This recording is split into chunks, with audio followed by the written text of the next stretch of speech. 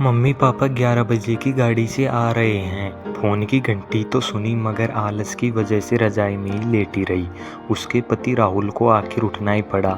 दूसरे कमरे में पड़े फोन की घंटी बजती ही जा रही थी। इतनी सुबह कौन हो सकता है जो सोने भी नहीं देता। इसी चिड़चिड़ाहट में उसने फोन नहीं उठाया। हेलो, कौन? तभी दूसरी तरफ से आवाज़ सुन सारी नींद खुल गई। नमस्ते पापा।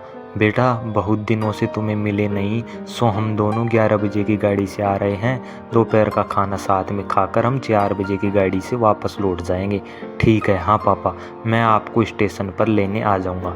फ़ोन रखकर वापस कमरे में आकर उसने रचना को बताया कि मम्मी पापा 11 बजे की गाड़ी से आ रहे हैं और दोपहर का खाना हमारे साथ ही खाएंगे।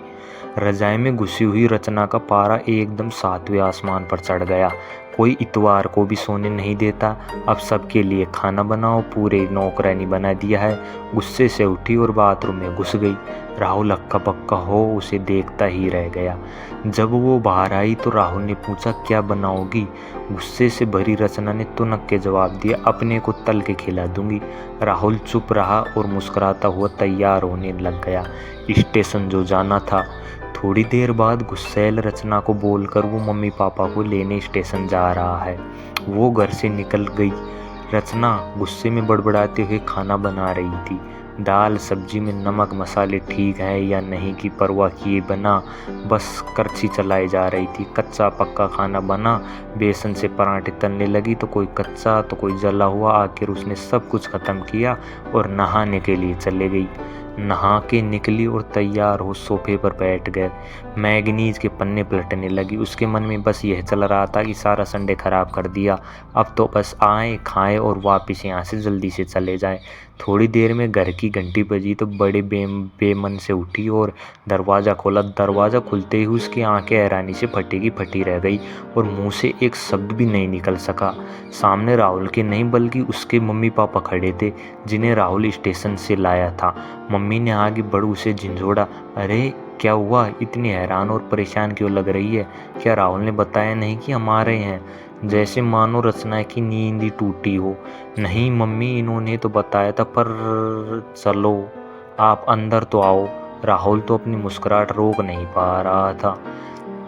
कुछ देर इधर उधर की बातें करने में बीत गया। थोड़ी देर बाद पापा ने कहा, रचना गप्पे ही मारती रहोगी या कुछ खिलाओगी भी? यह सुनो रचना को मानो सांप सूंघ गया हो। क्या करती बेचारी को अपने हाथों से ही बनाए अधपके जले हुए खाने को परोसना पड़ा। मम्मी पापा खाना खा रहे थे मगर उनकी आंखों में एक प्रश्न था जिसका वो जवाब ढूंढ रहे थे। आखिर इतना स्वादिष्ट खाना बनाने वाली उनकी बेटी आज उन्हें कैसा खाना खिला रही है। रचना बस मुंह के नीचे किए बैठी खाना खा रही थी। मम्मी पापा से आंख मिलाने की उसकी हिम्मत नहीं हो पा रही थी। खाना खत्म कर सब ड्राइंग रूम में आ बैठे। राहुल कुछ काम है, अभी आता हूँ कहकर थोड़ी देर के लिए बाहर निकल गया। राहुल के जाते ही मम्मी, जो बहुत देर से चुप बैठी थी, बोल पड़ी, क्या राहुल ने नहीं बताया था कि हम आ रहे हैं? बताओ तो सही तुम। तो अचानक रचना के मुंह से निकल गया, उसने सिर्फ यह कहा था कि उसके मम्मी पापा लंच पर आ रहे हैं। मैं समझी उसके मम्मी पापा आ रहे हैं। फिर क्या था? रचना की मम्मी को समझते देर नहीं लगी कि ये मामला है क्या आखिरकार। बहुत दुखी मन से उन्होंने रचना को समझाया, बेटी, हम हो या उसके मम्मी पापा, तुम्हें तो बराबर का सम्मान करना चाहिए।